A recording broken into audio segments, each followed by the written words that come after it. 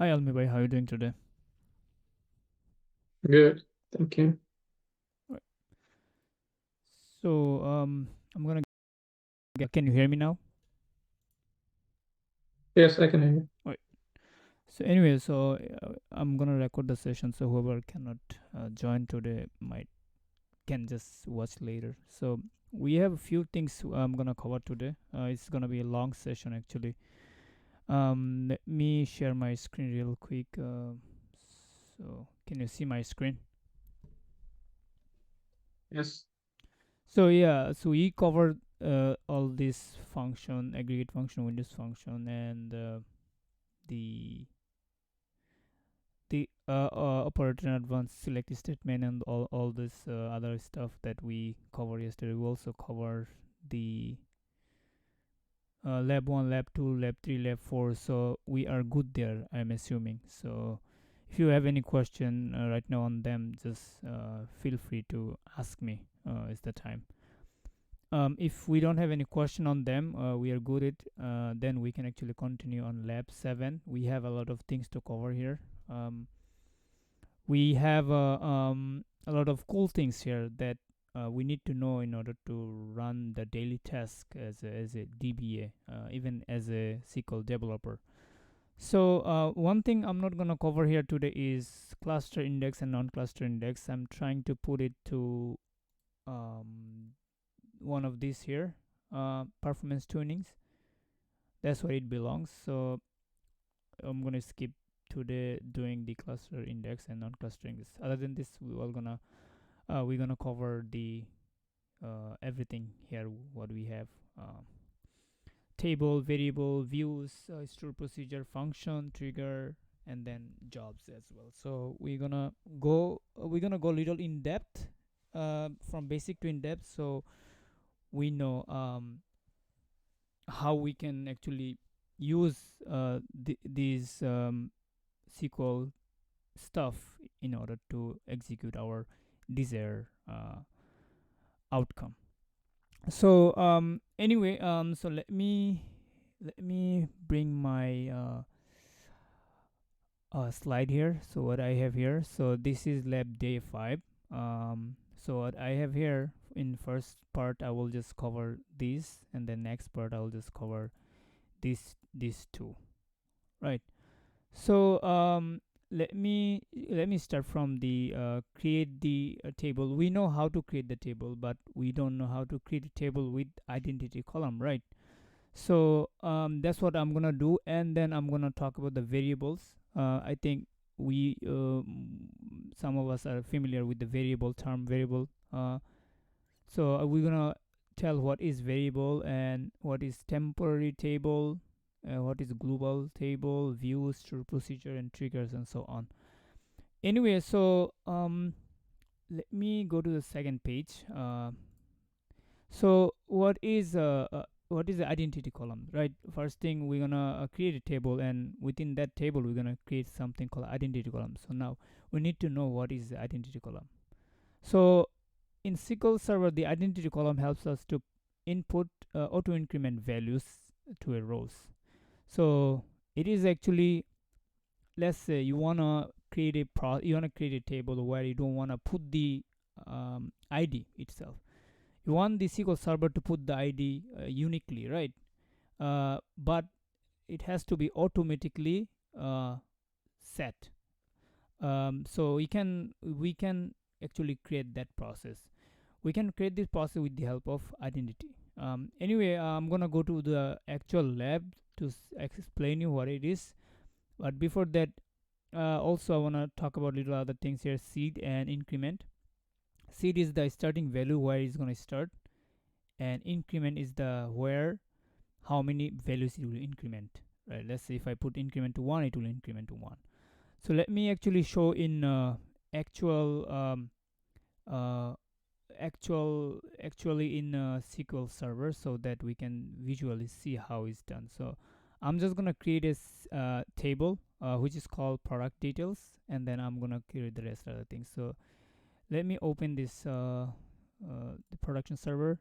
If you don't have it, just open it, and From there, I'm gonna actually go to database, and I created this database. Let me see if I have any table here. No, I do not have any table here actually. So I'm gonna also delete. I was creating this PowerPoint, and I did a lot of stuff over here.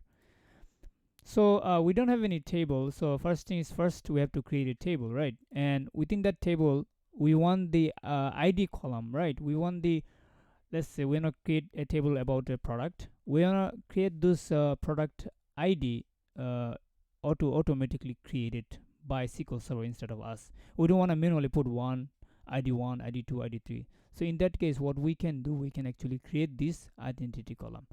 So to create the identity column, first we need to have the structure of table, right? So create table, and then the table name is product table, right?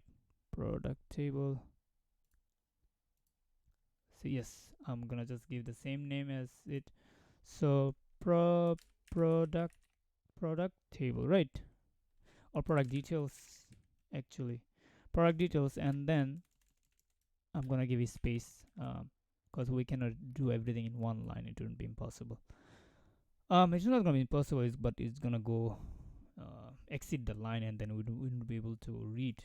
So it's not gonna be readable. So anyway, we are creating a table called product tables, and we know how to create the primary column, primary key, and all sort of things. I think we all, by now, we all are familiar with these terms. What is primary key? What is so on? But today we want to create the primary key, but the primary key we want to auto generate it. So in that case, we can have the identity column, right? So let's say product ID, right? I want to make it primary key, right? But I want to also have it a identity. Identity is something that will help us to actually increment the value automatically. So it will put the first value as 1, right? And then what it's gonna do, it will actually increment by 1. If I 2 over 2, it will actually increment by 2. So first gonna be 1, and then it's gonna be add 2 more, and then add that value, and so on. So I want to do 1 by 1. So first value will be 1. This is called the seed, and it will increment the next value to 1 for this one. Let me see what I did wrong here. Primary key should be a primary key over here. So this is this is our table. And also let me put another column. Product serial number. Let's say serial number.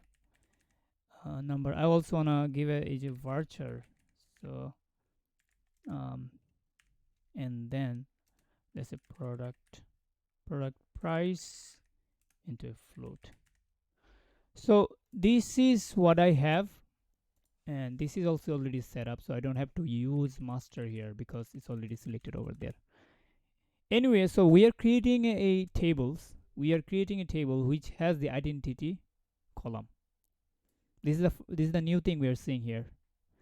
Identity, in that way we can actually put a value 1, and the next value it will automatically generate it, right? It will be 1 plus 1 2, and then 3 and 4 and 5, and so on.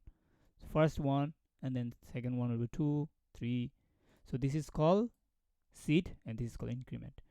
Now let me show you in practice. You will realize what I'm talking about. So I'm gonna actually space out. I'll just wanna this looks good. So I also gonna save it here so that later we can get reference. So table with identity column. Okay. So first things first, we need to create the table. So select it and then run execute or F5. So I'll do execute, and it created. If I refresh it, you will see there is a table has the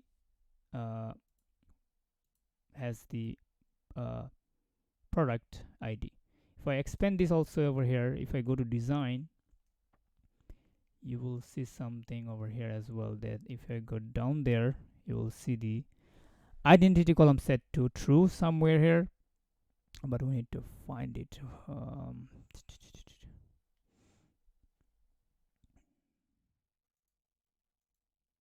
Yeah, somewhere there it has to be like the identity column set to true. Anyway, so but we have set the primary key as well, right?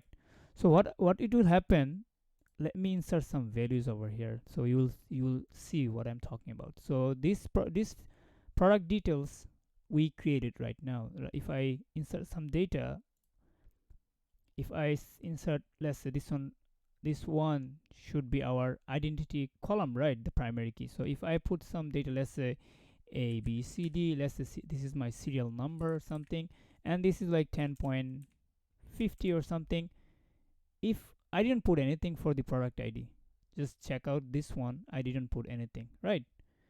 But if I go to the next line, as you can see, it automatically put 1. If I put something over here, and then if I put 500.00, you'll see it will automatically putting this number, and you can verify it just going to query out the entire things.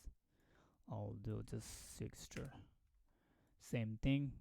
As you can see, it is actually putting those values. Let me see if I'm recording the session, because I wanna, okay, it is recording actually. So this is that pretty easy concept, guys. Uh, nothing much to actually get confused of. So this is how we create the identity column, right? Now that's how we create the identity column. Now let me see the syllabus. So this is what I have done. We have starting the seed, the starting value, and the increment is how many values the seed will increment. If I would put 2 over here as increment value, let me see where is the query. I want to actually mark all of them actually, so that, so this will, if I would put 2, you would see the next number would be 3, right? And 5 and blah blah blah, it will increment that. Usually we start from 1 and then increment. That how we actually, if we want to id to generate that way. So yeah, so that we don't have to manually put those id. So this is that. Sorry, I was going to something else. So this is how we can create the identity column. Now let's talk about variable, right? So what is variable? So if I go to the so we have something over here. Let me just go to this.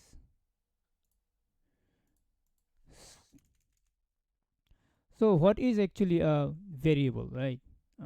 Let me see. I'm gonna do over here variable. Yes. So what is actually variable? We should be very familiar with what is variable. In term of programming, variable is a placeholder where you can store some values, so you can later reference those value. In SQL Server, it is the same thing. You can store some values, and later actually you can have those value used somewhere. So let me actually declare how to declare variable. Let me show you over here how we can actually declare variable. So what we have to do first, we have to say declare declare something like this, and then you have to give the variable name. So I'm gonna say, let me see what I did over here.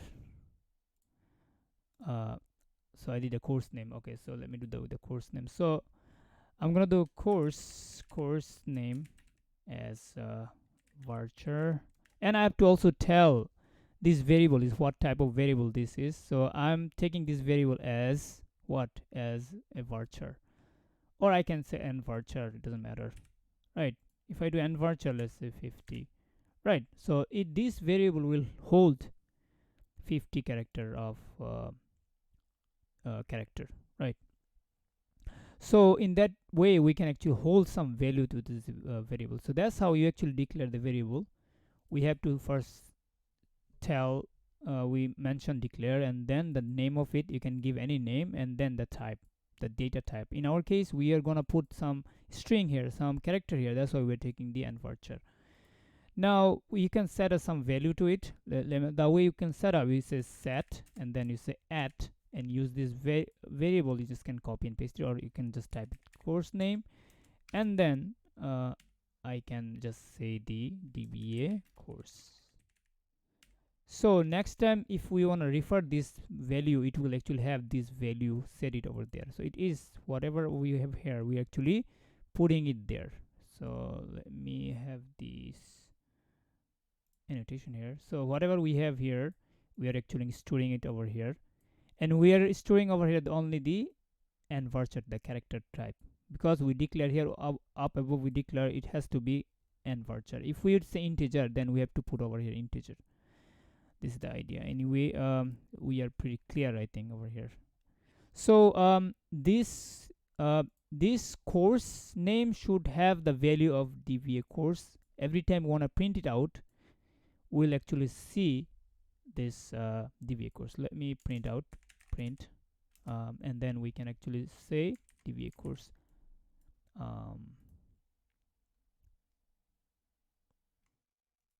So also the select, actually select, let's do select. So if I do select, you will be able to actually see what we have in this DBA course. So let me select it, hopefully it works. Okay, what I haven't done is that we haven't run this query, and then we're doing select. So we must make sure that we are going from top to bottom so that we don't miss anything. So in that way, let me do print here, and then course, and then if I run the entire thing, you should be able to see DBA course over here written. We can just do select over here, select, and let's do this. So DBA course, you can give a name, course title.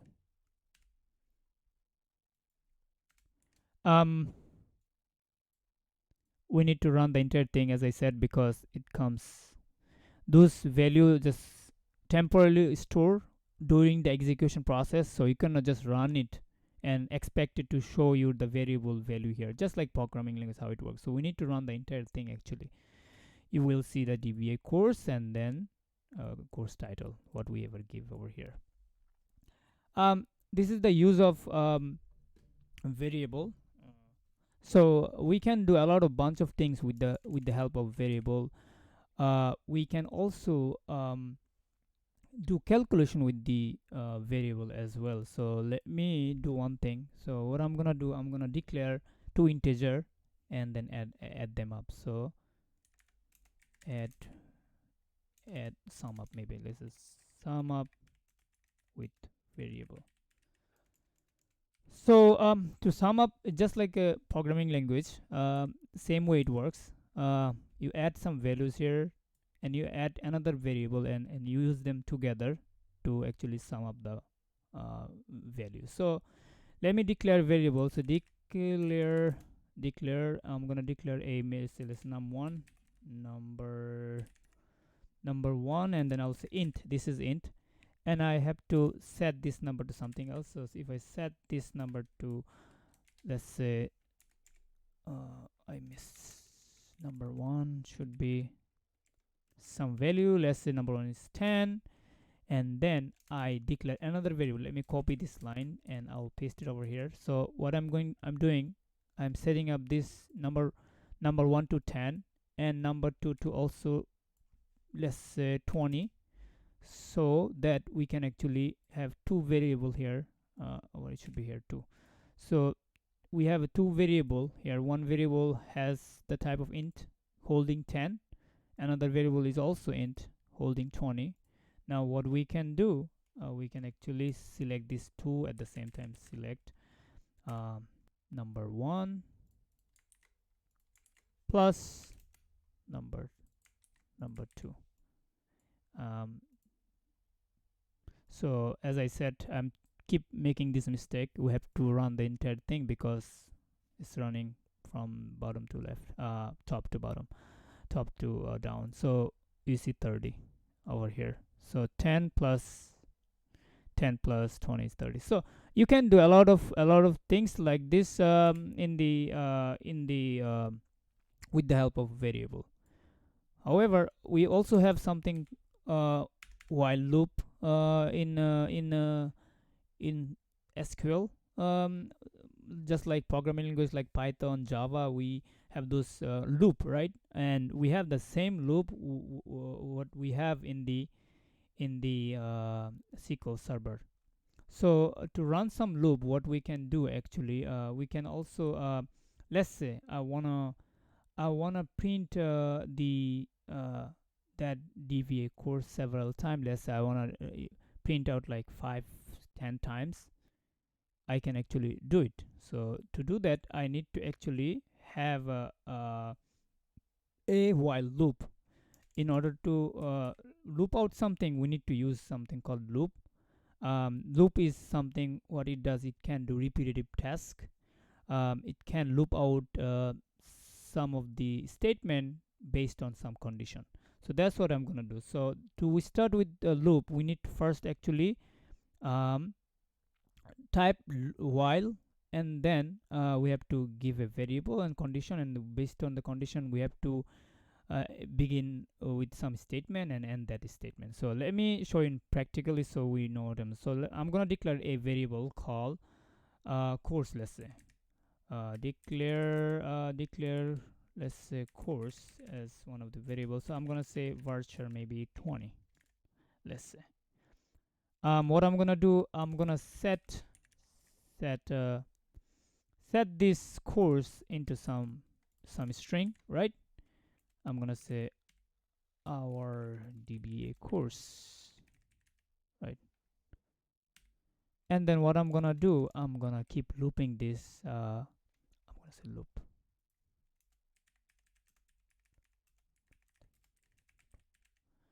So I'm creating a variable here, and I'm setting some values to this course, right?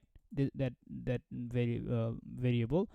And what I'm gonna do, watch out, I'm gonna say while, and then while, let's say I have to get one condition, one variable, which is gonna be like calculate the counter. It will be act as repetitive test. So we can define that number, and that based on that number it will keep running. So what I'm gonna do here, I'm gonna say maybe say declare say circulate. Let's say, I don't know if I misspell it, int, let's say 1, right?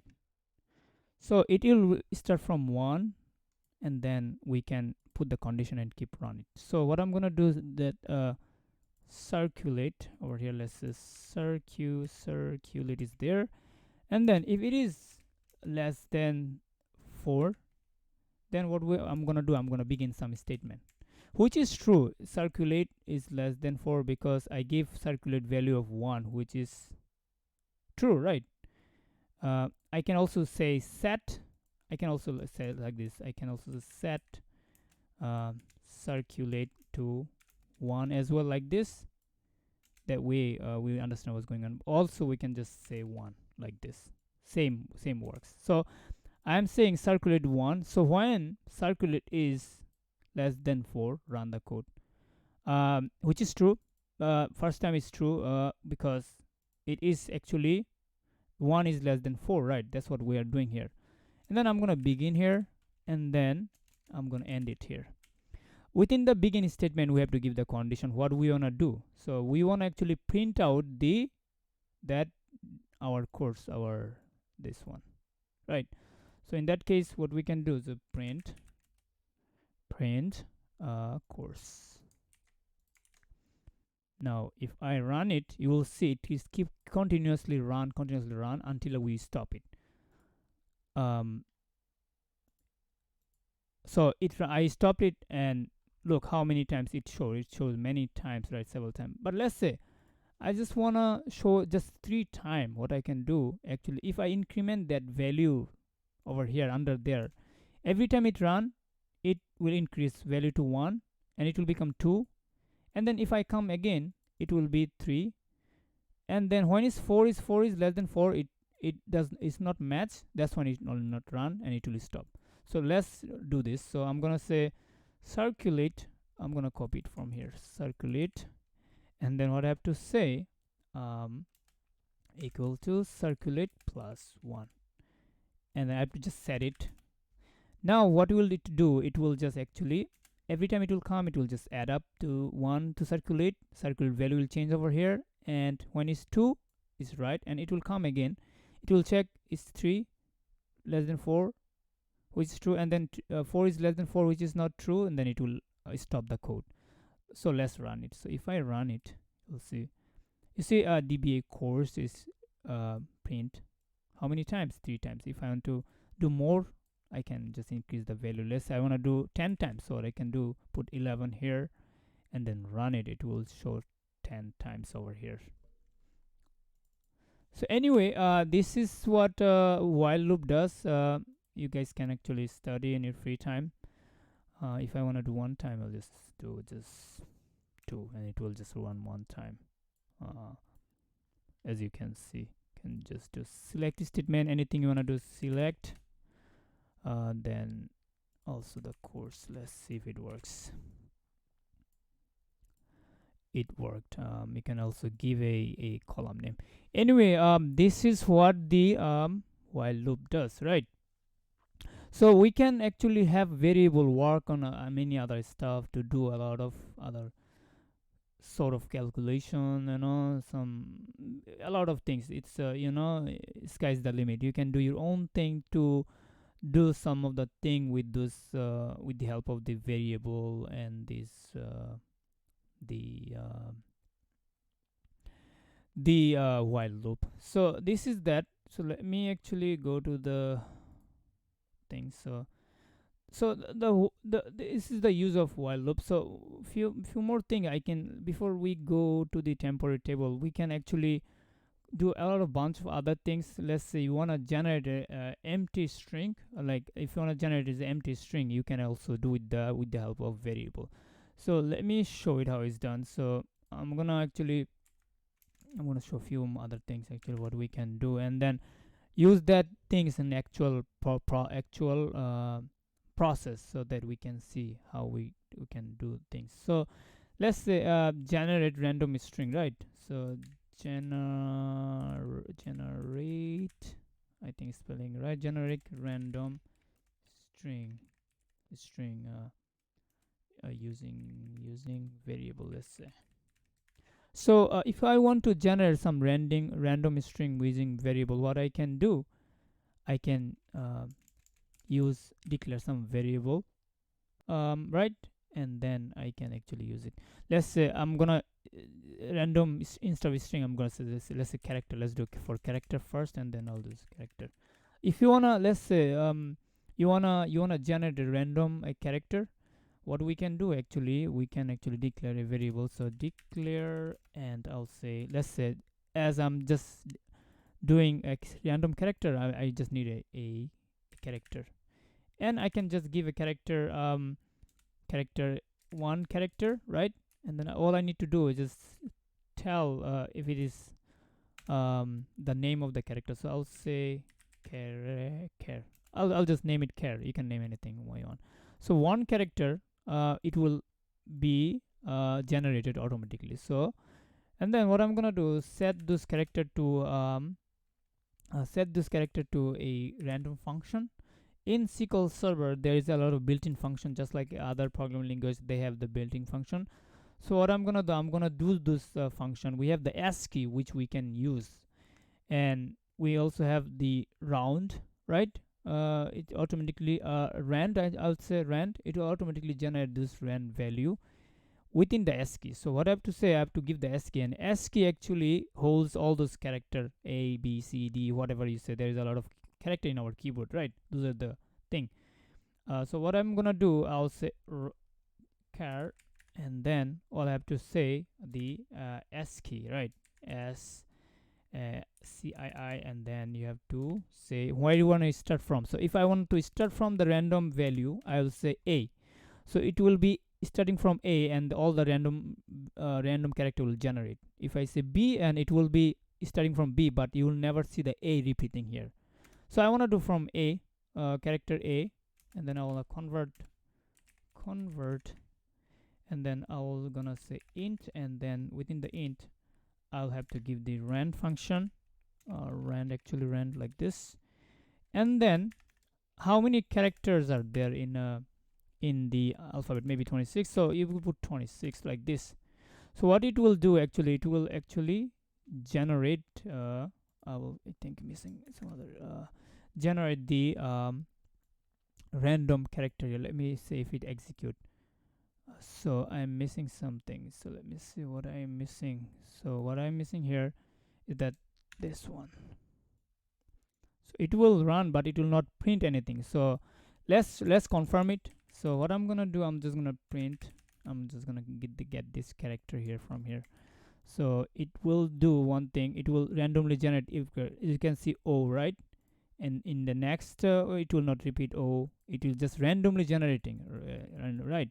Let's say I want to do just A B C D, let's say, so 4, all I have to do is just, it will be A B C D, it will not go far behind. Look, it is not going far behind. Let's say I want to start from B, or I can say just change this value, and you'll see it is actually showing it's not going beyond what we have before B. See, as you can see, so 26 means 26 character. So that's how we can actually generate the um, um, character. And sometimes this will be pretty handy in your work environment if you can utilize in proper way. All of them, all of the things you can actually add with each other, and then generate some other stuff.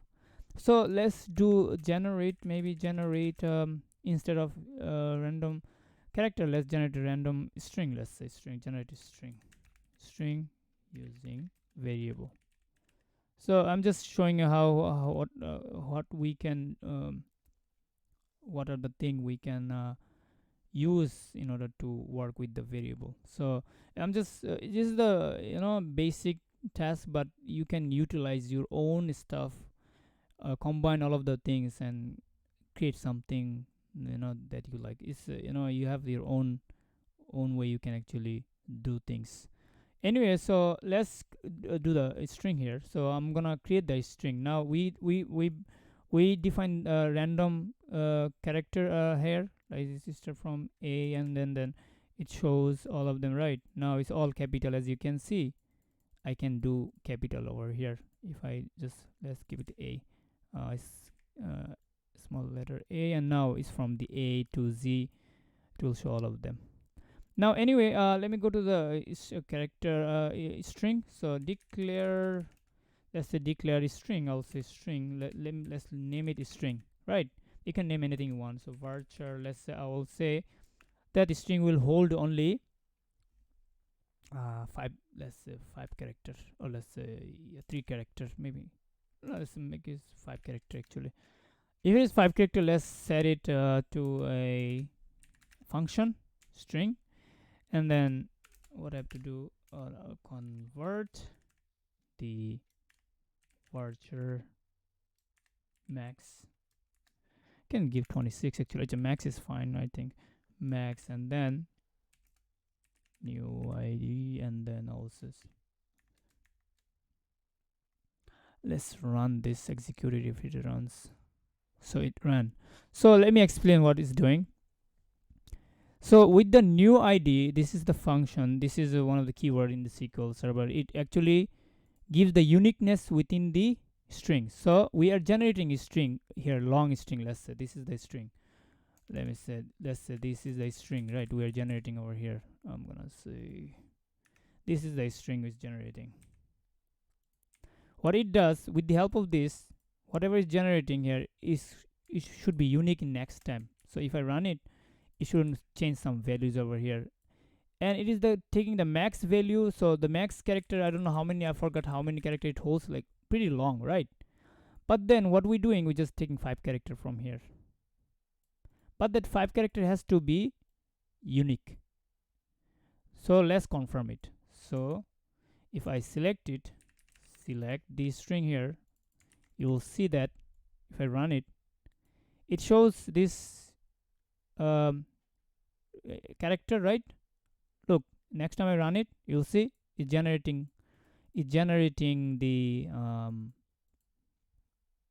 a string that is actually unique.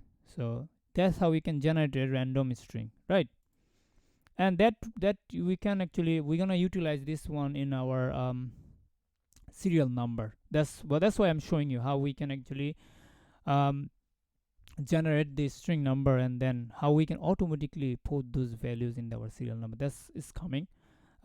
Just so that we know like how we can actually do stuff. So this is what generate string does, right? So one other thing, if you want to make it more, let's say if you want to make it more, you just say, let's say 10, and you will see the string is up to 10 character over here. You can actually um, uh, do your own way. So anyway, this is that. So let's do something. So we can do one thing. Let's say with the whatever we did here, with this idea, we wanna create, we wanna insert some values to over here. Let me go there. This table, right? I'm gonna truncate this table. I'm gonna empty out this table. Let's say truncate table, and then I'll say uh, I'm just deleting everything what we have in the table. Let me check it. Yep, it deleted. So I will remove this, close it here. I will close this one as well. Nope. Okay. So what we're gonna do, our our table is empty. If I go there, as you can see, is empty. We already checked. So can recheck it, select everything from uh, product details. I'll just run these lines because it has the commas. So it has nothing, right? But as soon as we input some data, it will include one, right? Because our identity, we have set identity column. That's why it will actually add 1, 2, 3, 4, 5, 6, 7, right? It will increment like this. What I want to do, we want to create a serial number, right? And then that serial number will be added, right? um, with the while loop, and for forever until we stop. So let's do this. So what I'm gonna do, I'm gonna use the while loop again. So while let's say while I can give a condition. Let's say if 1 is equal to 1, which is always be true, right? 1 is equal to 1 is 1, begin something, begin, and I'll say end. Within that, I have to say what I want. So if I say, like, let's say I want to declare a uh, variable for random product name. So right, so what it has, let me see the column name, random product. Okay, so let's do this. So declare at, and then I will say maybe random product. I'll say product. Yeah, so in product name, and then varchar. Let's say 100, and then what I'm gonna do is set this to a random value. So whatever it returns here, it will be actually given to our product serial number, right? That way we can actually randomly give that value. So let's see if it works. So declare random. Now I'm gonna select just whatever random value generate. Within that, I will take the first top rows and then keep adding to it. So what, in that way, what we have to do is we need to actually set this random value to that select top column. Select, I have to say set, actually set, and then what I have to say, equal to, right, and then I can actually write in one line. Let's do in one line so it is readable. So I'm gonna select top one, right, and then I'll say one left, I'll say, and then I'll say convert to what, convert to varchar, right? Varchar, let's say varchar, Virtual max, let's say max, and then what I'm gonna say, new ID equal, and then I'll say 5, let's say. So this is what generating random character, right?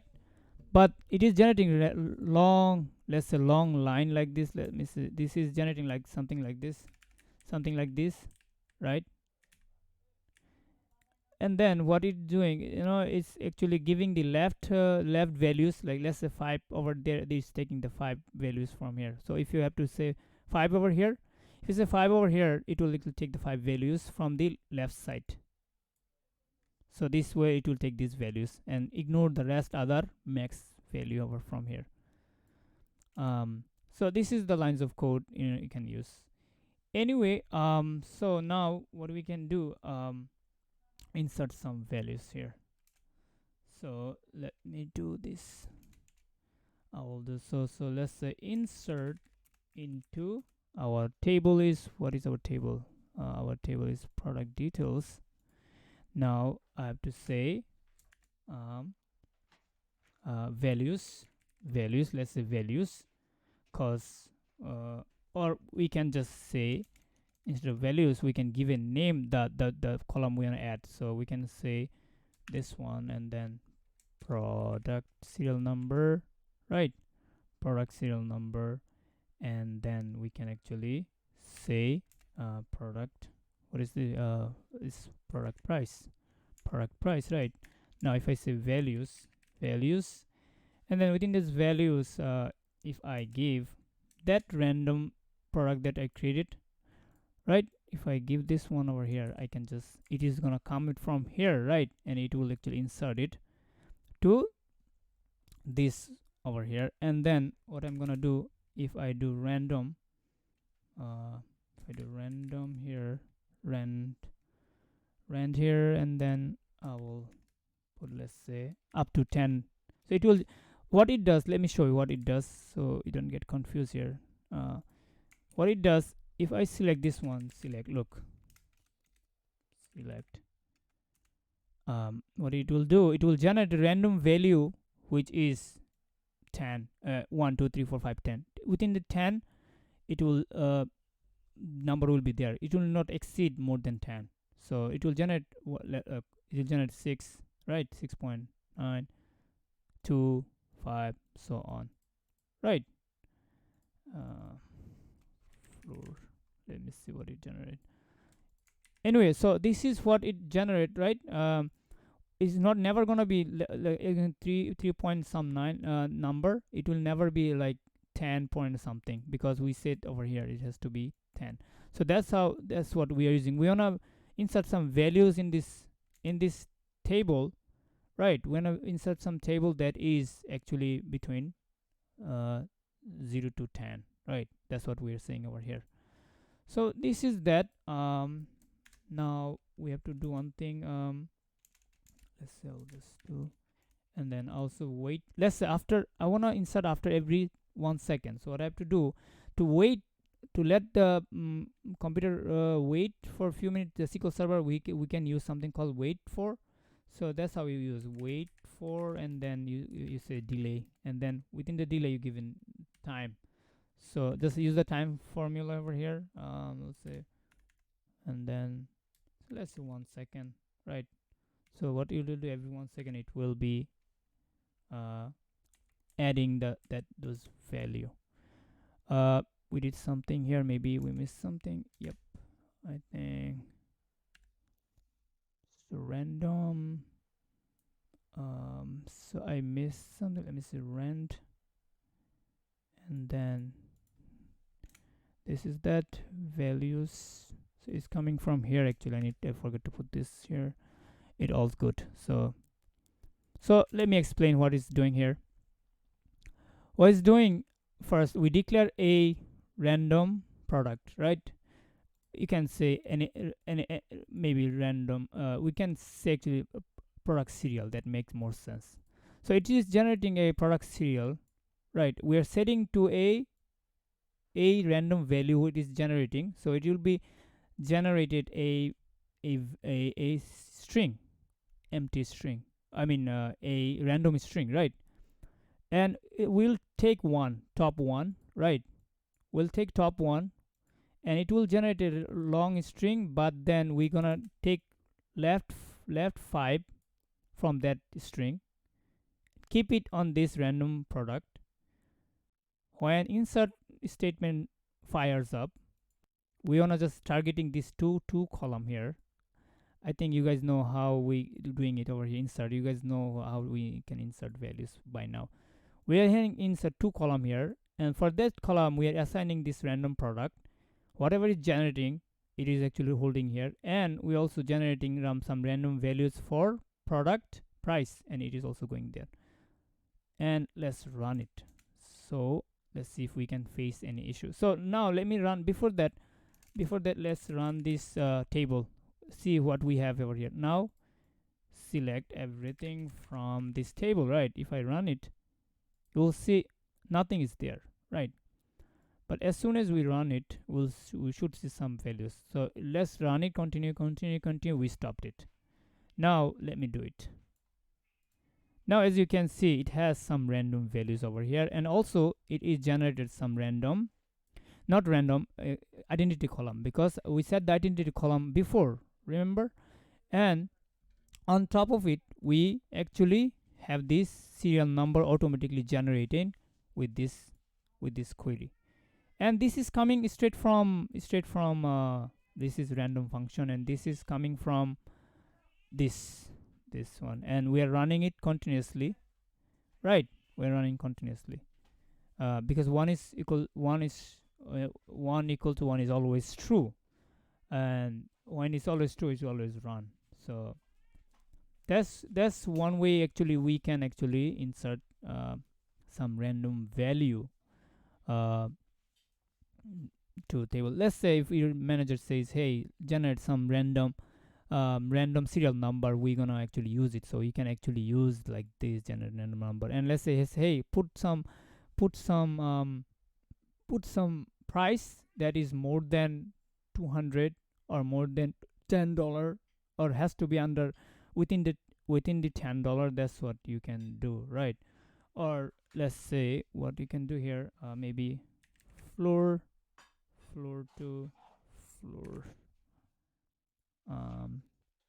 So it will be actually not, you will not see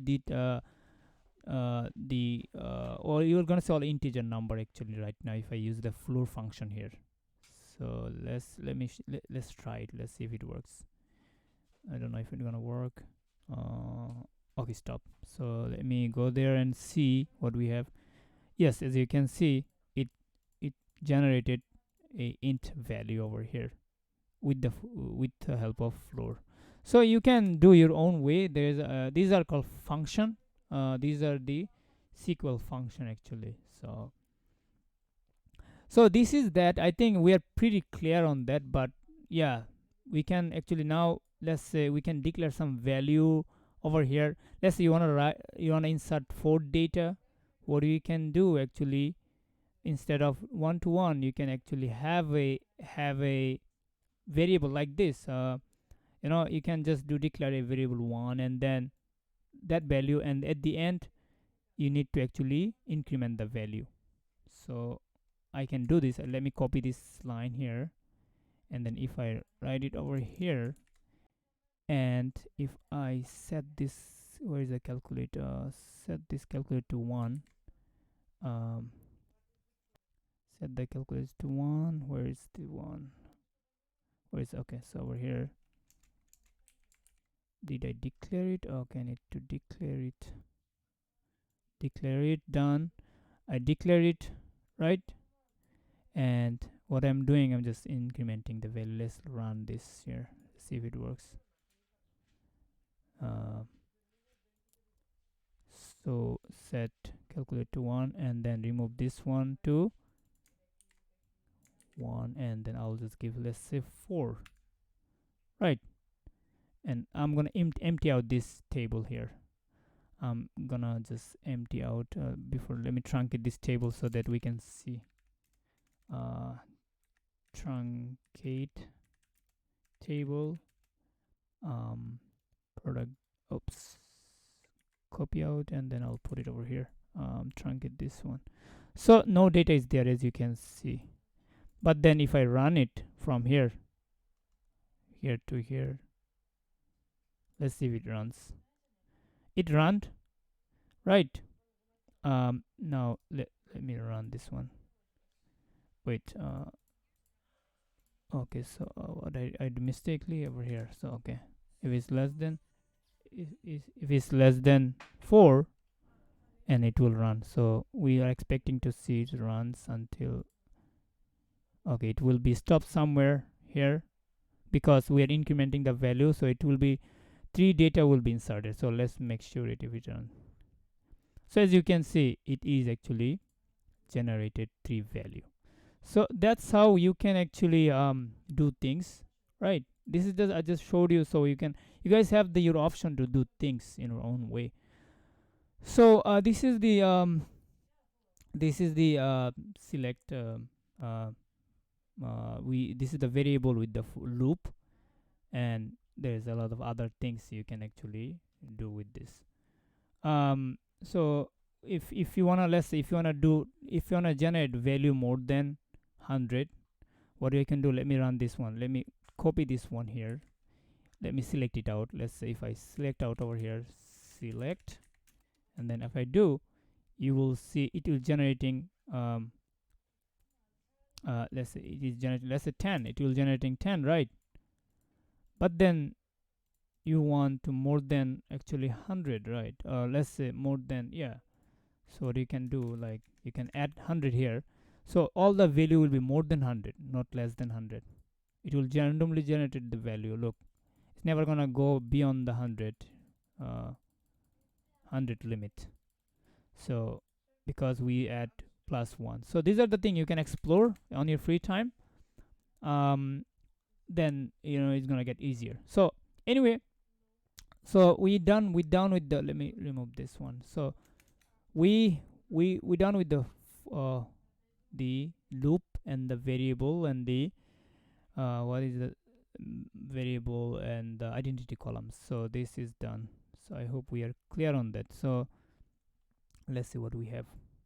Now we have something called temporary table. So temporary tables are like regular permanent table which we have, right? How we create the table, it is same like that, but uh, we do not save in the database. Actually, temporary table does save in the temporary temp db, but then when the session is closed, we actually um, we actually automatically remove the table. The SQL server does that, we don't have to do anything. So there is called something called global, and there is something called um, mm, there's local temporary table, and there is global table and temporary table. So when we create the local temporary table, at that time, if we create the table over here, we can be accessed from this session. It wouldn't be able to access from any other site. But when we create global table over here, it will be able to access from other session as well. But as soon as we close out this session, it will be gone. Let me do it practically, but before that, let me go to the slide here. So over here, so type of temporary table, local temporary table. Local temporary table is not accessible from other session, but can be accessed from within the session, right? Start with this pound sign, single pound sign, and global temporary table is start with double pound sign. So what global temporary table does, you can be able to access from other session, but when your existing current session uh, is dropped, that means table will be deleted. Now you might ask why we need this temporary table when it's automatically deleted. Well, sometimes we can do temporary stuff that we wanna delete right off the bat, so that our database, we don't create logs in our database, because anything you do, it will generate logs in our database, and then it grows database, gets heavy. So we wanna minimize those things. So that's why sometimes we need to create temporary stuff. the temporary stuff actually done in the temp db. So in within the temp db we have the system database. If you can see, all the temporary stuff will be done there. If you even create a temporary table, it will be actually created within this temp db. So let me do this. So uh, temp temporary tables local global. So let's first create the local temporary table, right? So to create the local temporary table, we have the query here. You just do the same thing, but you need to use this pound sign. So let's do this. So if I want to create a table, let's say I'm going to create a table called create table master temp table. Let's say that's what I'm naming, right? You can, when you specify the pound sign, that means you are saying this is has to be temporary table, right? So now if I run it, if I say say id int, right, and primary key, let's say, and then I'll say uh product names varchar and varchar, let's say, and varchar 100. Now as soon as I will be creating the table, also I'm going to insert some data. Insert into master table. We know that in our regular table we don't put the hash symbol, but in this case we are putting because it's temporary table. And what I'm gonna do, insert into values, right, and then I'm gonna give it a 1, and then some, let's say iPhone, let's say this is iPhone. So when this is iPhone, now let's run this one. It created a table, right?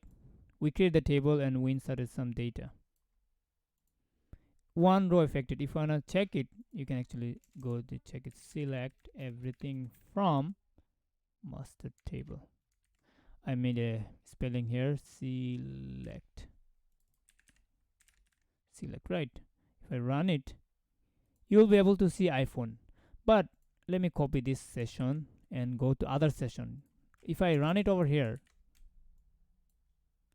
it says there is no object called master temp db, but it worked there. So because it's a temporary table, it's not allowed in any other place. It has to be within this session. This session is 54.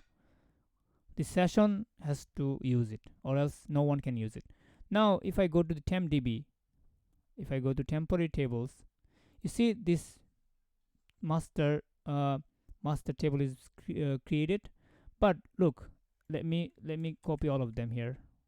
Let me copy it because I'm gonna close this session.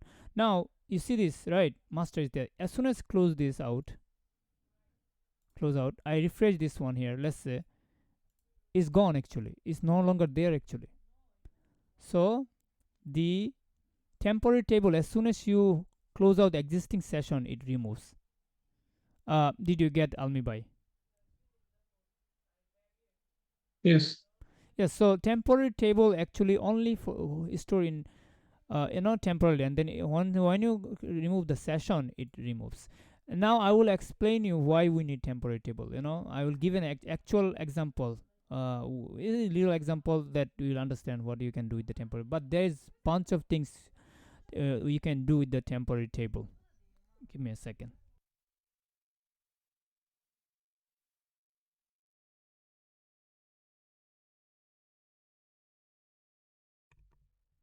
Sorry. Anyway, so this is what. So what I'm gonna do. I'm gonna just put it back, all those query that I have it. So temporary table is that. Now we create a temporary table. Let me say local temporary table. Now I'm gonna create the global temporary table. Global temporary table. Same thing. I'm gonna copy everything here, right? One thing you will need to do is just, instead of one pound sign, we need to give two. So give two, give 2. That's it. Let's create this one. It created, insert some data, and we can select it. Now we can select it from here. Guess what? We can also select it from other session here as well.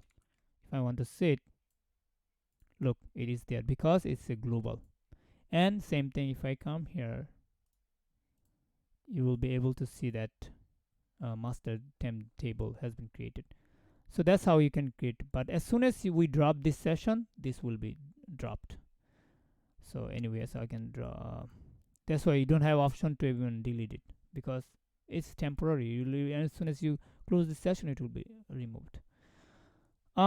So how we use it, there is a lot of way you can use it. You can, sometimes it's good practice to create something in the temp table to see, production development purposes, and then if things goes well, you just turn them to in the regular table and so on, and many other things you can actually use temporary table to do it for you.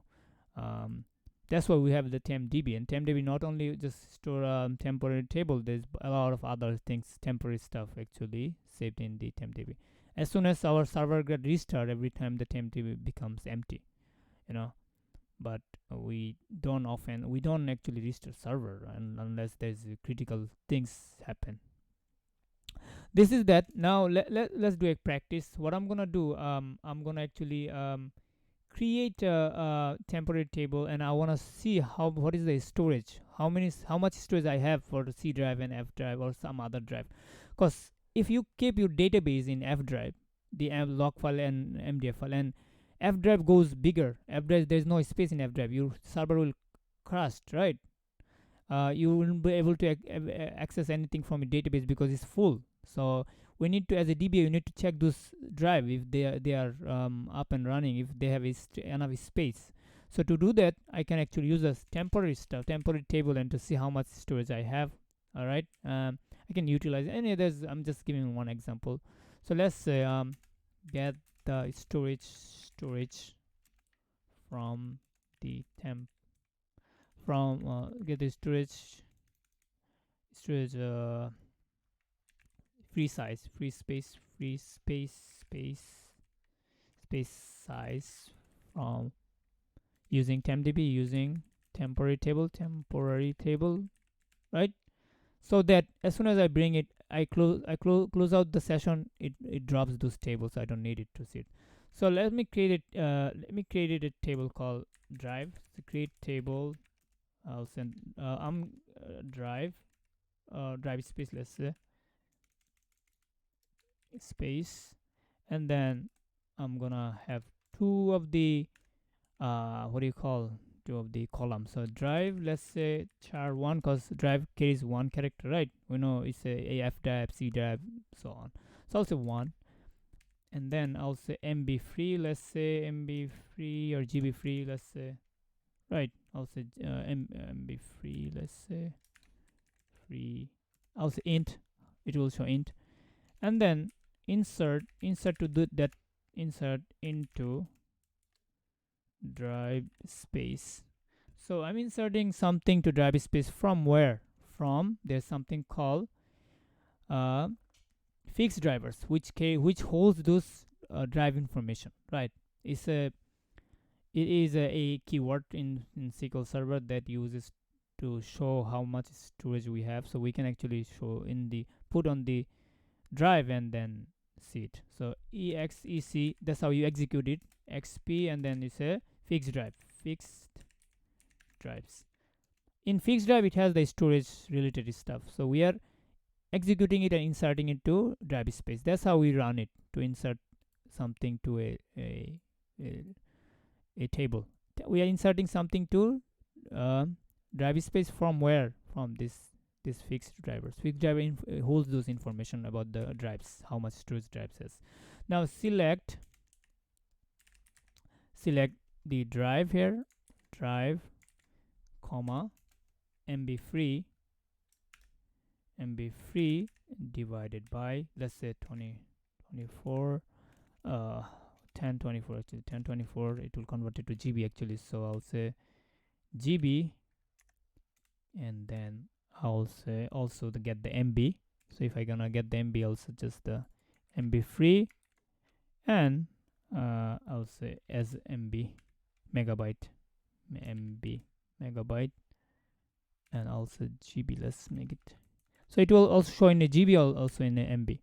So GB, and then what I'm gonna do, from where, from this where I imported. Uh, so now MB free, it's coming from there. What do you have to do? Let me see. As, let's see.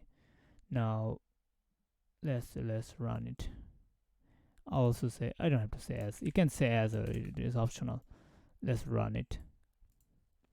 As you can see, the C drive has a space of 154 GB.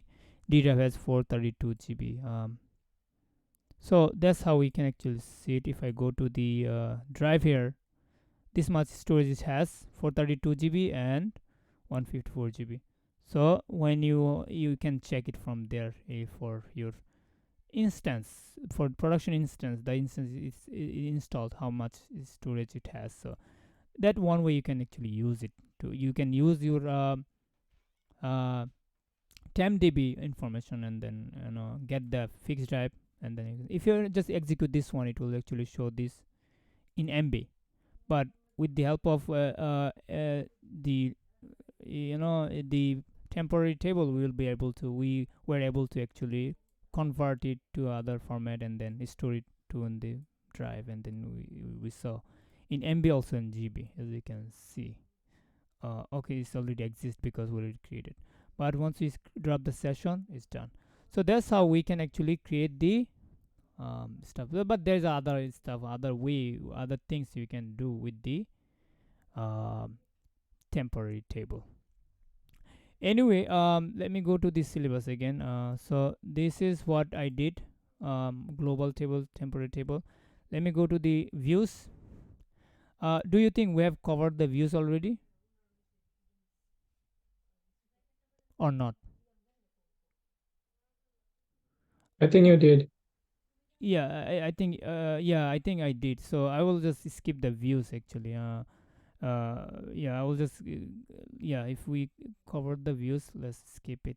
So I'm gonna straight go to the what I'm gonna go to store procedure. Store procedure, what is store procedure? Views are, views are actually views. It, you can have some queries within the views, and it will be same data as table, but if you delete the views, it will not delete the data from the table. This is, and you can alter the views here, this way. Alter, change another column if you want to change, but you need to change alter. The alter means change, right? Anyway, so what is triple, and views is like, is a virtual table which is being used for security context. A view isn't like a table because it doesn't hold data by itself. Instead, it is like a window through which you can see the data from another table or views. Anyway, so these views. But anyway, I'll just make it because I'm going sequentially so that we don't miss anything. So I'm gonna go there. Let's create a view real quick. So if I create a view, person view, I'm gonna use this, use AdventureWorks database, which is over there. AdventureWorks database is over there. Create views. So AdventureWorks is, I select it, it will change the AdventureWorks, and then if I create views, person views, and it has the person table. We know the AdventureWorks is person table. If you expand it over there, you will see this person as the person schema and person table, person schema and person table, and last name first name. If I run it, you'll see it's actually executed. If I expand it, if I go to the views, we should be here, views, this one. You can run it from here, right?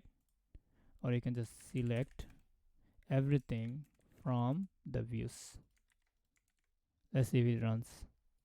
Yeah, because the views just give two column, that's why it's giving two column. But in general, the person to person table has more than two column actually. If I run it, yeah. So views is this, you can just minimize, and then you can give someone only the views, so they cannot see anything other than this two column here. That's how you can views. And if you want to alter, you just say alter, and if you want to add one more views here, you just add the views. Maybe let's say I'll just add title, title, uh, title. Oh, excuse me, title, and then else comma, and then you can actually alter the views. Now alter it. It will be actually same name. So if I run this one here, uh, you'll see it has the. Let me see what I did wrong here. So yeah, as you can see the title over there, right? And you can just top 5. And you can do a bunch of things, the views. But if you delete the views, if I delete these views, let's say data won't be deleted from here, right? So this is the thing, data will be still there. If I run it, select everything from, data won't be deleted. Let me run it, as you can see over there.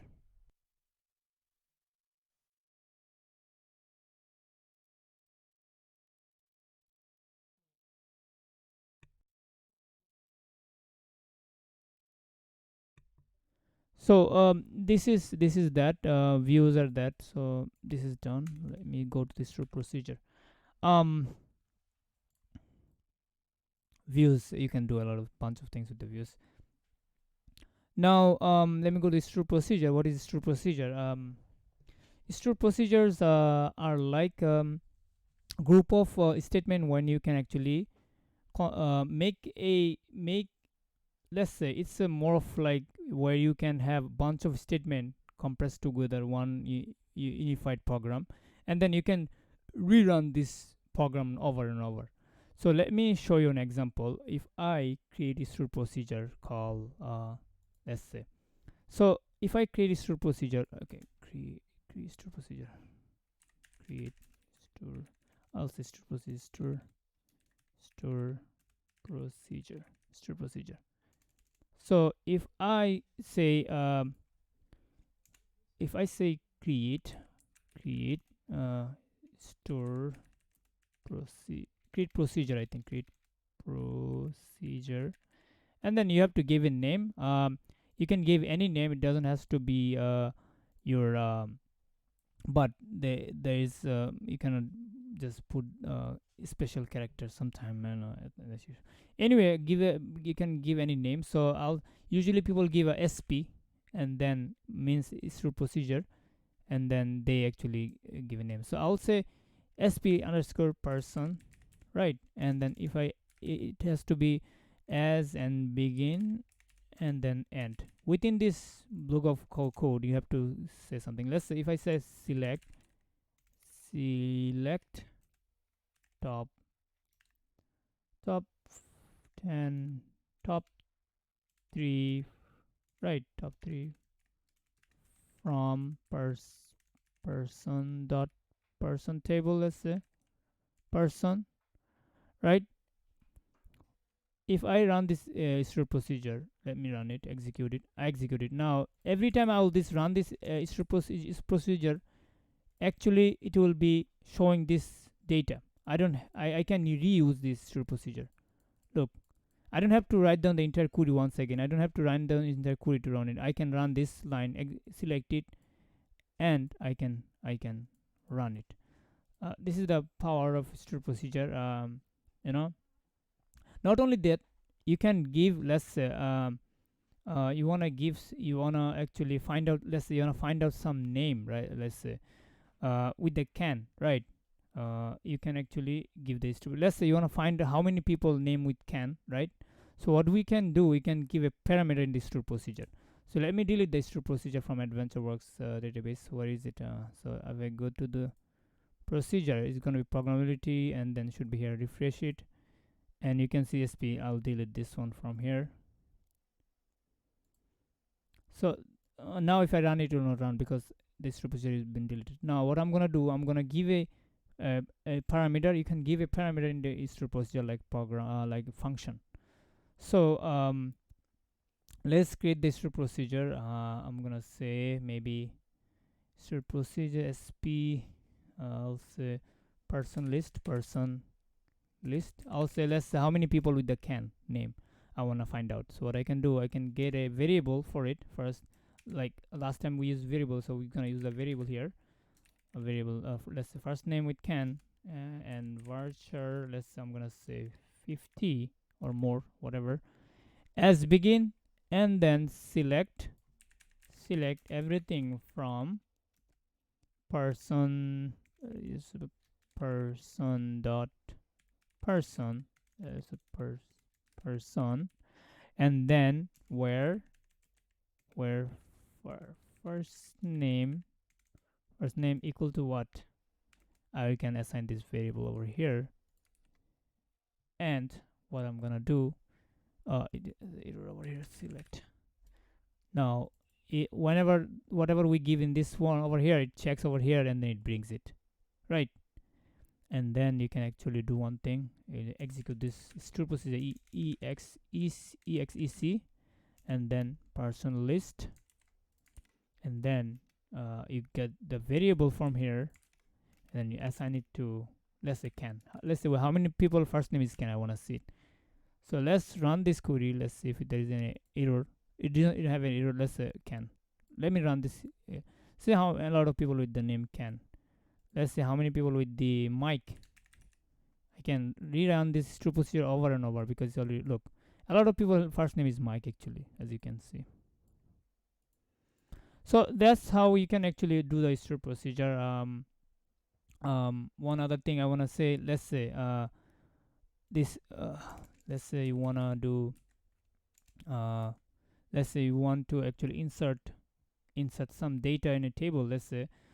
So I'll say create insert some some random data to store to table by store procedure, let's say. So what I can do, create it procedure, and then I'll say insert data, let's say, right? Insert it as, and then begin, and then you have to say end, and within that line you have to say everything. So insert into let's say I'm going to insert into our the table that we created, this one is it. Oops, I'll probably then I'll say let's say I want to insert this one from this one, right? Values, I'll insert, let's say um I'll say some string, random string, and then I'll say let's say 100 values. Let me see if I missed something. Product insert into values. So if I run this, I can give this one as well. So if I run this, it will be actually create a store procedure. Let me run this store procedure. It will not insert a data right now. It will actually create the store procedure actually. Says product number serial into syntax error. So I will set this. I'll get this way. Sometime I'll remove this one from here. Because it couldn't find the product name actually, so we need to change the database actually. So I'll give like this and change the database name. I'll say use what is master, use master db, and let's try this now. Okay, so product details, and then this is the serial number, and I'm putting this value. Let's do this. One other thing, it has to be first batch, that's why you need to use go. So we can use go over here. So it has to be first batch, means you see this line is should be start. When you use the go, it break the code, so use it go, or you can just use this line and then use this line again.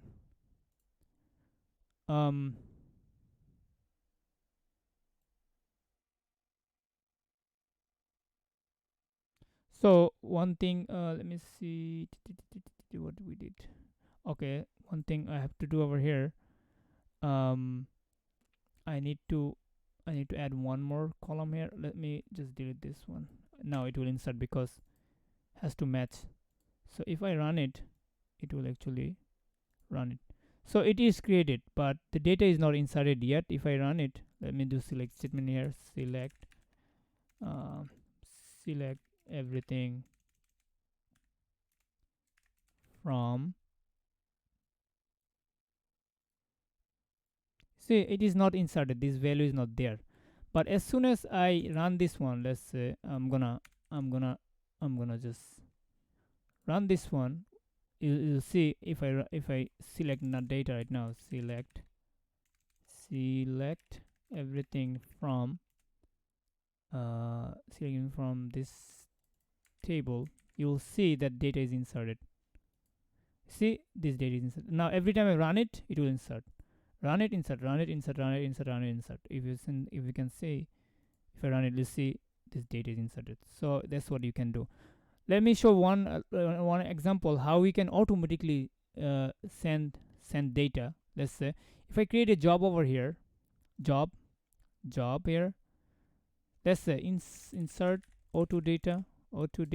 Let's say this job name is inserted, and I want to run this job every 5 seconds later. So that every 5 seconds later, I want to actually insert some data like this. So what I can do, I give a name and steps. Go there, new steps, and then give a name. First step. Let's say first step, and then use the database here, MasterDB, and run this query here. Uh, execute this jobs here. So what I have to say, exec, then give it, right? And then once you give it, you can actually run this job. But when we want to run it, let me see if exec runs. Yep, it runs. So now when the job is there, right? I give some code in there. If we double click it, it will show what way I put it.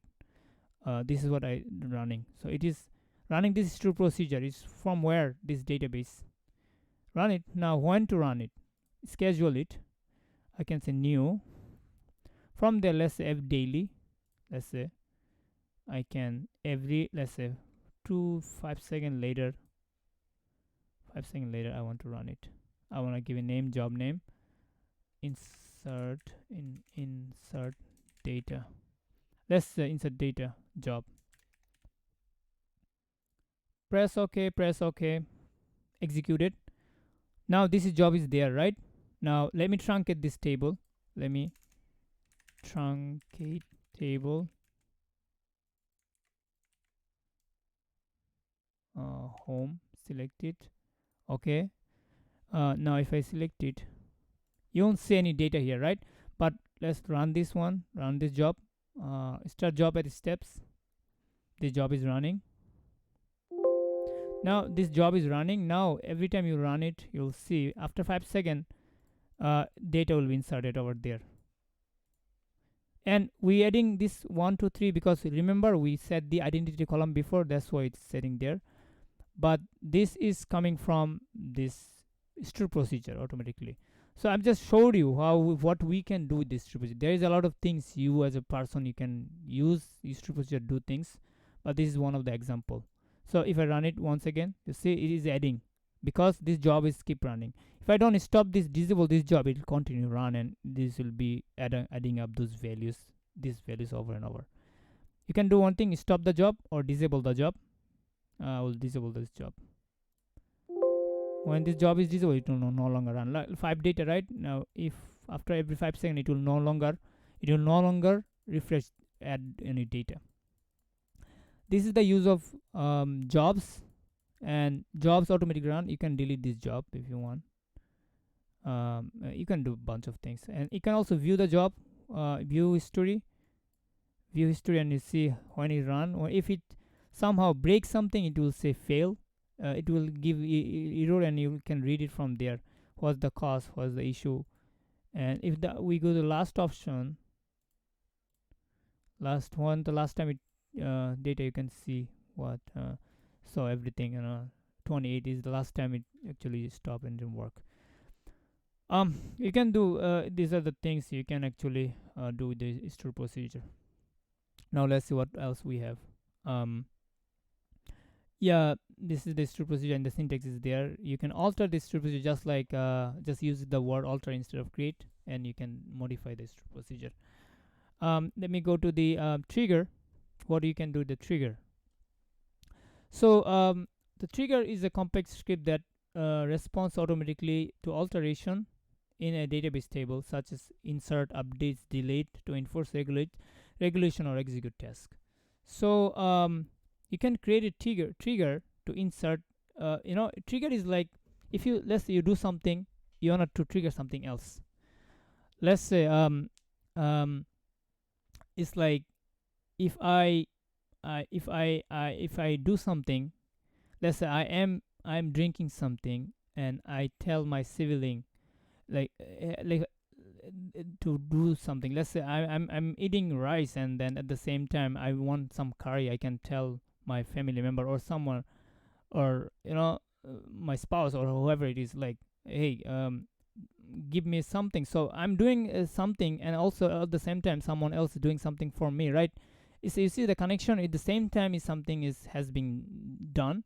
So I trigger something to someone, hey, do this, and they are doing it, the things at the same time, or after, or before, right? So trigger works like this. So you can do some task, and it will bring some other task at the same time, so it will trigger something. So let's use this query.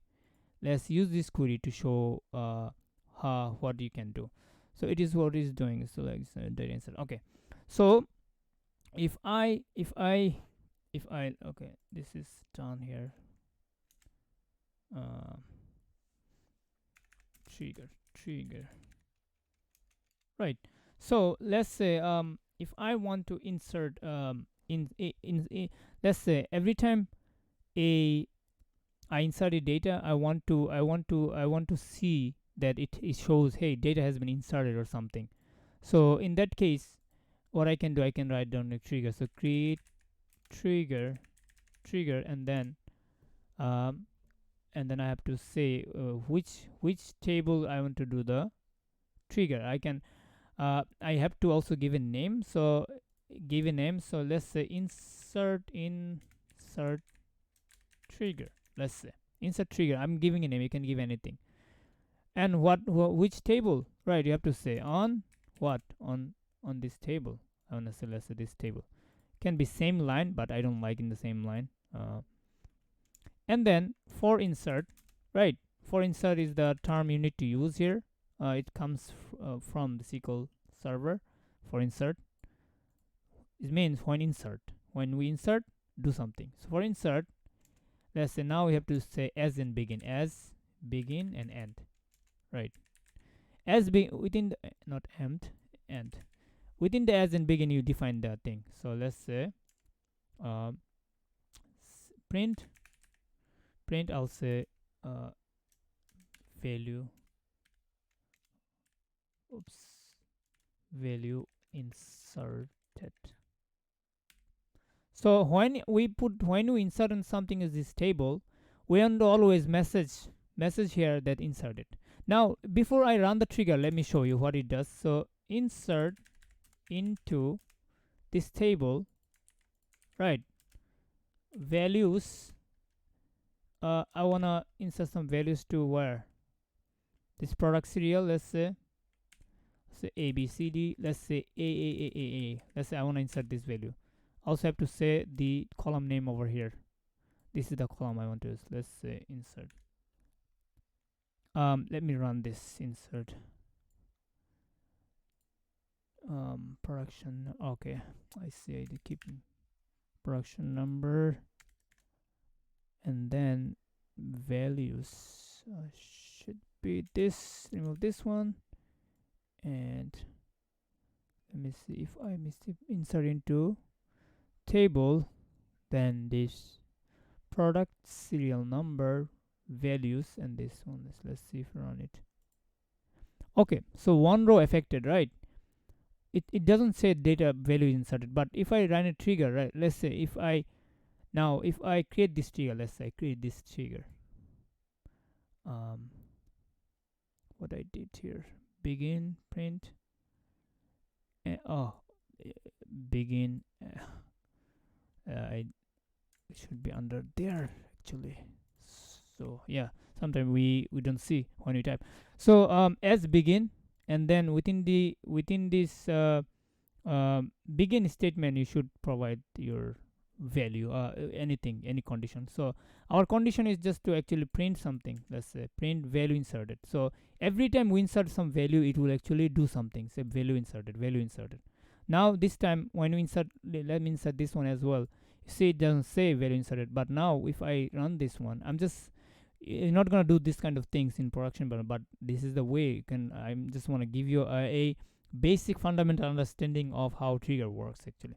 So if I run it, you'll see now, if I now trigger has been created. Now where does trigger created? If I go there, column, and then if I go to the triggers, you'll see insert trigger, that one we created over here.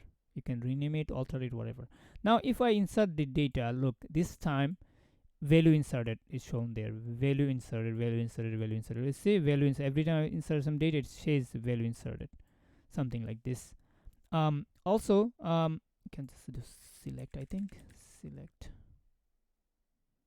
and then yeah.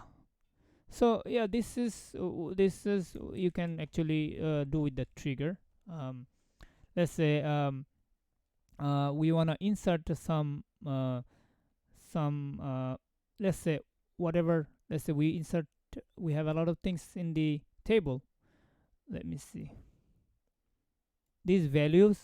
Let's say our production serial number, we want to set it up equal to every like all of the production of product serial number has to be same. Let's say my manager says, or somebody, right? um, I can actually run a trigger. I can actually have a trigger, right? uh, every time they insert something, I want to actually convert all other data to a trigger. Not a back practice, but I'm just showing an example. Let's say if I create something, let's say update, or when insert any record in the let's say in the product price. Let's say product price, and again in the product product price, we would we would change we will change the product serial number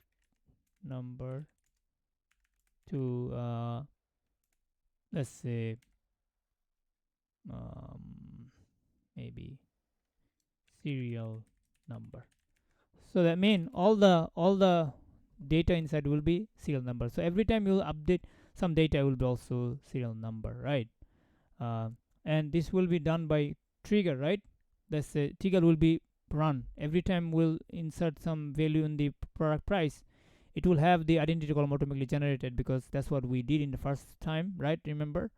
Then every time actually the trigger will run, and then it will be say serial number, serial number, serial number, and so on.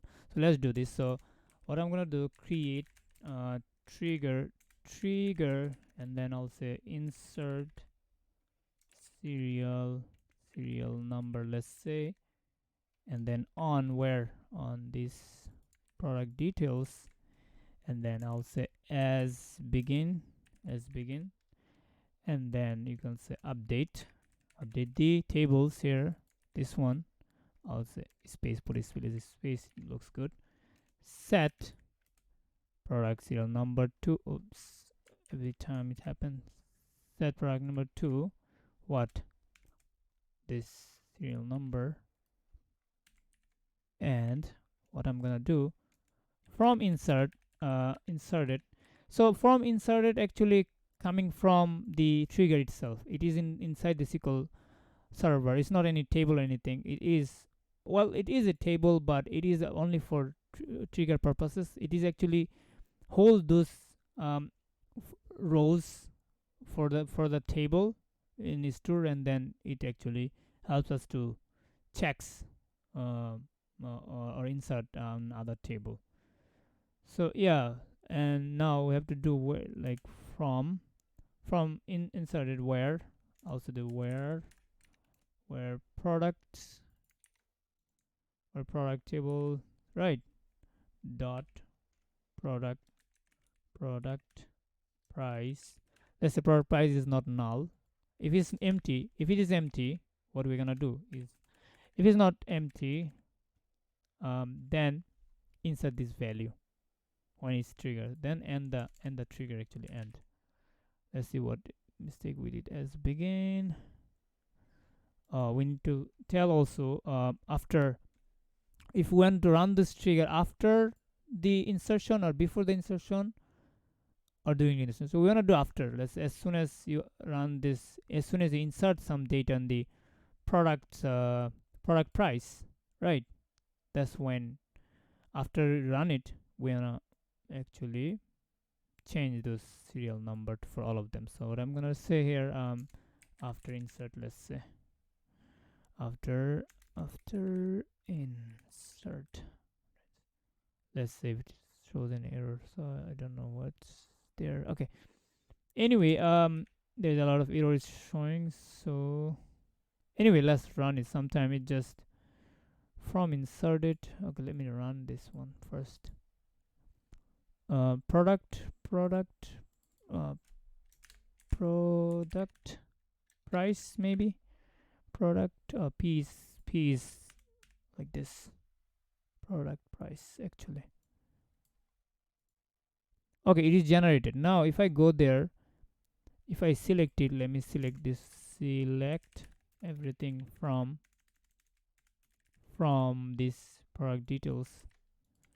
If I run this one here, you see they have different value and things, but let me insert something right now. Let me open this one. I'll this okay, now we know which one. So now let me open this one, edit. I put some values over here, let's say 100, and now I go back over here and rerun it, um, and then you see serial number is added over here. Now let me add one more time here, 500. Okay, now okay, it's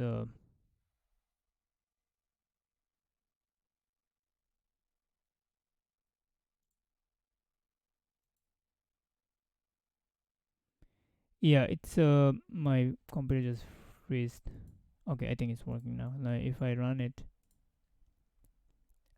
serial number is adding as soon as we are actually inserting some values uh, for this product, and this all column is being added, serial number. Now if you add other things for, but if you add something for product ID, it will not actually add, because that time it's not checking this condition here. I think this is clear over here. So that's how we can actually trigger out something. Let's say this product value, put the product value, and then you want to serial number should be same, then that's what you do. But let's say you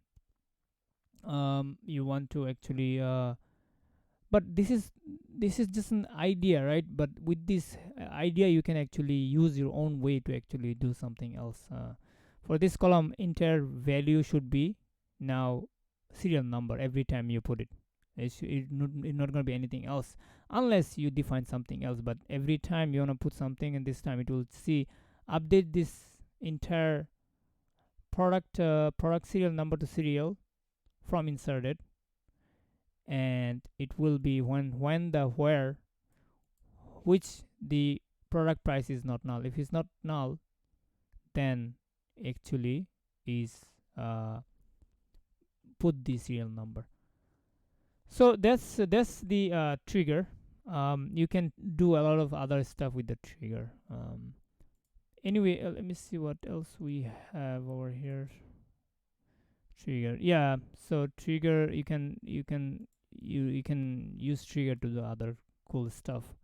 You can write down some message, you can do database modification, but this is the core idea, the base idea of how trigger can be used. You're not gonna use trigger like something like this in production environment, but it's a you can actually have this idea and utilize in different way, puts other condition here and then connect to databases, trigger do this if something else is some, let's say in a table, a table, you insert some id and some personal information, you want to trigger some other information to some other table because this table is has the primary key for connected to that table.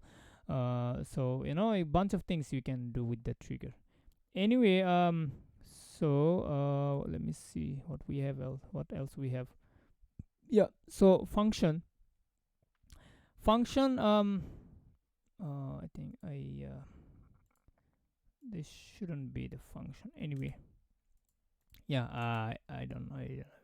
So function, in SQL Server function, accept parameters, perform some sort of action and return something. We already have seen some of the function. If I go top here,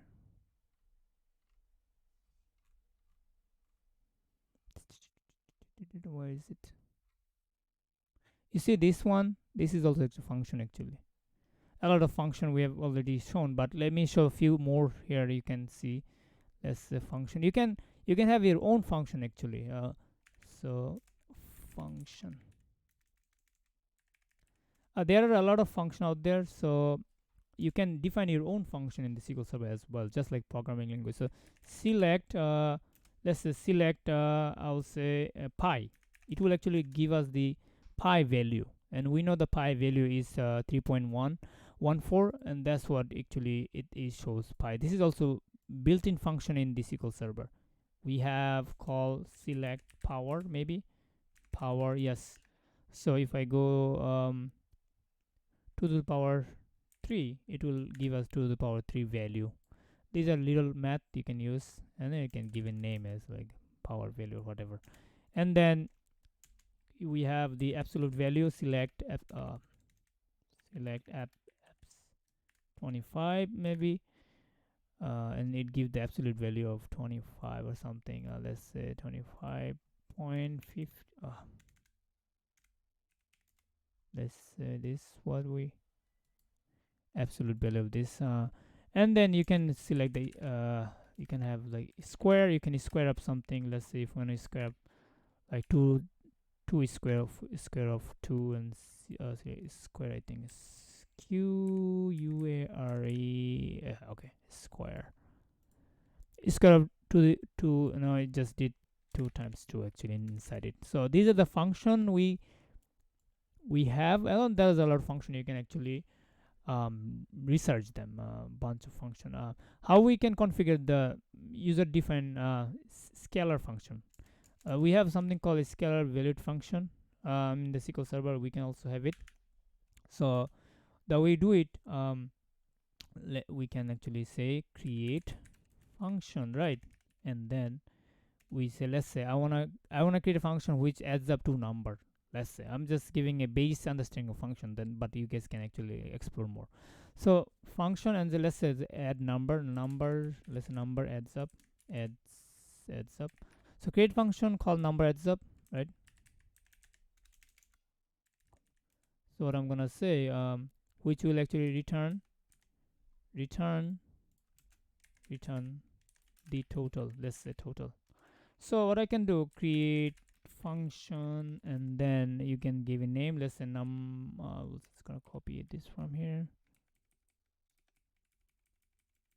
and then copy paste it over here, and then you can just get a variable here. Let's say I'll say number 1 equal to integer, number is int, and number 2 is also int, and I will give I will actually give so return also integer. I'll say return int. I want to return int value, and as begin and now within the begin section you have to say what you want. So declare total. Let's say declare, I'll say add total, which one will be also integer, so I want to return integer. And then I'll say set this total equal to, oops, total equal to, I want to get number 1 plus, let's say, number 2. What it will do actually, then I can return the total. Now let's run it. Return returns. Okay, there you go. So let's run it. If I run it, a function has been created back behind the scene. Now we can actually run this function actually to see if it adds up something. So if I run this number here, let me see, one time one. Let's see if it runs here. Let's see if we can run like this. Number add up. Uh, okay, so number add up. Let me go to the function, scalar function over here. So let me see if it created.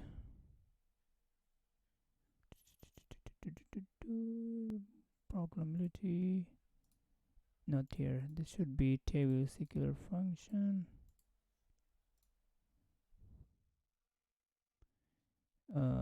This is created parameter, okay, number. So execute. Let me see, exec number add up. There's something number add up. No. Return.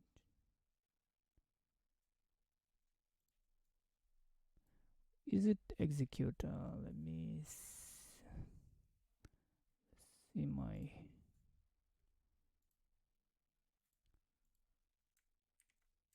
Let me see the. No, it's the syntax. So what I can do? Yeah, I actually. Is it execute, or I remember it's just running by like this. But let me see what I did. So int is coming here, and then I'll just get 1 and equal to 1 should be 1. It ran, but then is it execute? Exec exec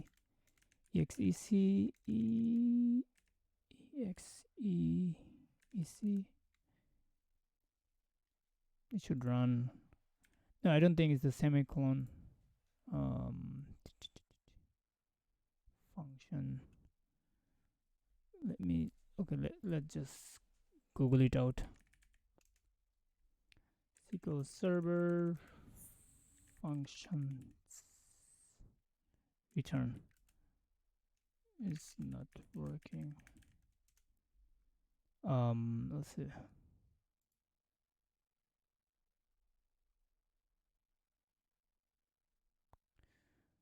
Maybe what I have to do, let me see.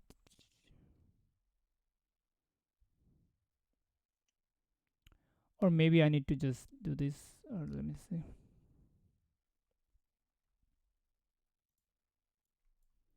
Running SQL Server function error.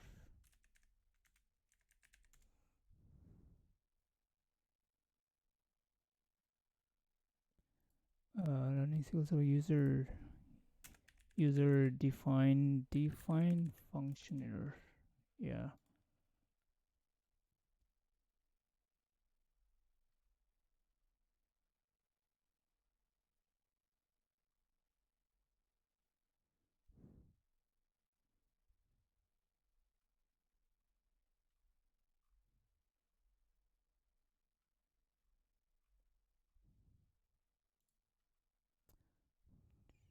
When handling SQL. Yeah, as you can see, there are a lot of way you can actually create the function. But user defined function. Let me see what they have here. Maybe there's little things that I'm missing, but it should be just executing the function. But let's see if I can just do select, maybe select, because select, not sure if it will work. Number add up, select. Now if it was the thing, then could not recognize the built-in function name, number no, function name, but we give the name. We did create it. It is there. Okay. I found out the issue. So is the thing we missed here. We need to actually give dbu, right? Because it, when we create anything, by default it create the default schema to dbu, right? Remember?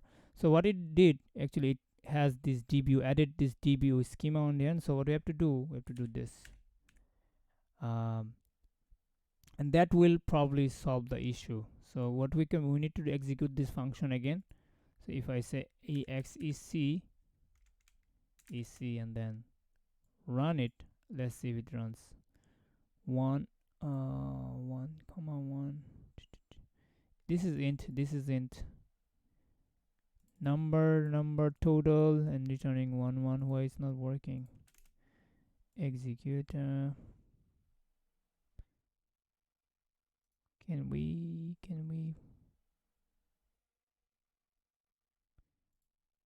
this is strange.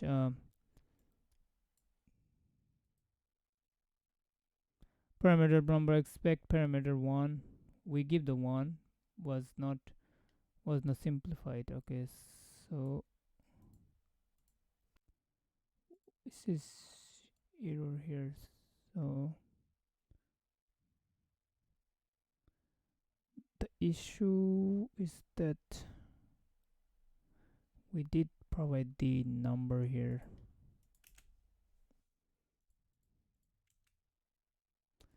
Let's see, if I run with one column, it shouldn't run. That makes sense, because maybe it's because we need to tell if it is integer or what, because this is maybe this it's not sure that what it is, right? So maybe we need to declare something. Maybe we need to declare the value. We need to tell it is actually int, but it shouldn't be the issue. I don't think this is. Let me see. 1 and 1, because 2 over here. Yeah, it looks like it's. Let me see what we have here. Um,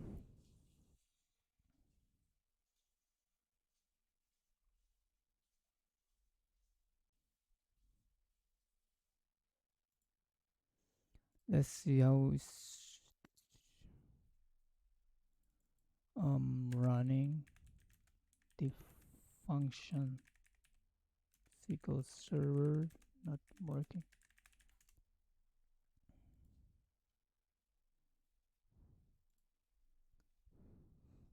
Begin.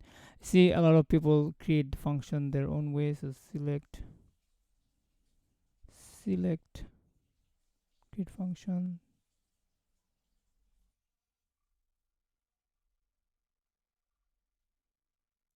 Can I select it? Maybe select. Can I select it? Okay, so few things we missed. First, we need to add the dbo, right? So dbo has to be there, because by default it creates dbo, and it's not a stored procedure. A stored procedure, you can execute it. I in my mind I was like thinking as a stored procedure, but this is not a stored procedure. This is more of a function, like this programming language. So you need to actually give this dbo schema first, whatever schema you assign to actually. So in our case dbo, and then we need to give the select statement, because select by, because it returns some value, right? It returns some true or false value, whatever you gave, and in our case, it returns some int value in return over here. As you can see, it in is defined in the total, right? That total and returning into int. So we need to make sure that we give int value. If we give, let's say, if you give one like this, it will not work actually, because this two two integer, they are different type we declare over here. If you run it, it will not work because this two things different thing. But this is works because if it is in logically speaking, if it is like if you want to convert to character to integer, it doesn't work unless the character is like given character. But if it's like f or something, it will not actually work. But as it's a string, let me see double string what it has.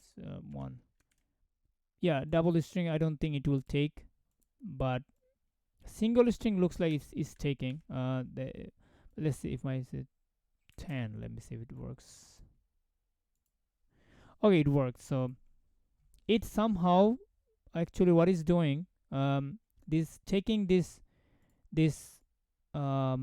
character string, it is actually casting to converting to actually actually int, right? So that's what is behind the scenes. That's what is doing, which which is odd, but yeah, if it is works. So yeah, let's see if it works. Select. Anyway, this is the thing, you can use execute. Instead you need to use select, because selecting function, and you need to make sure use this dbo schema, but whatever schema you assign to, and whatever the condition, whatever the data type you give over there. But if you give any other data type, it will not take, even though it says there is no issue, but it won't actually take it, because you define the function has to be run this way. But let's see if it adds up. It says conversion failed because converting into virtual values blah blah isn't in data type. This is whatever you provide for is not integer, even though if put 54, it's not the int, actually it's a character. But somehow SQL Server converting this to an integer and adding this to this value. That's why it's working. Let's see if it works this time. Yeah, it worked. So yeah, I think this is it. And yeah, so little thing sometimes we miss and then we get frustrated. Anyway, so this is that. Where is this? Uh, so yeah, this is so we cover majority stuff here, but then we gonna cover these two things. Excuse me, this two thing um, in our performance tuning, actually. I mean, not performance. Yeah, in our one of this session, actually, one of this lab. Yeah. So that's it, guys. We will be actually for next class, what we're gonna cover the transaction. This is transaction, begin transaction. These are the important thing. Come in handy in your work environment. And we also cover these things actually but these are the two things we're gonna cover after this lab. We also did operator, I think, database mail profile, so we're done there. So we'll move there, but then we'll cover this portion first, and this then we can move to the advanced stuff over here. Anyway, do you have any question? No. Right. So this is it. See you in the next class, which be based on our mirroring. Right. All right. Take care.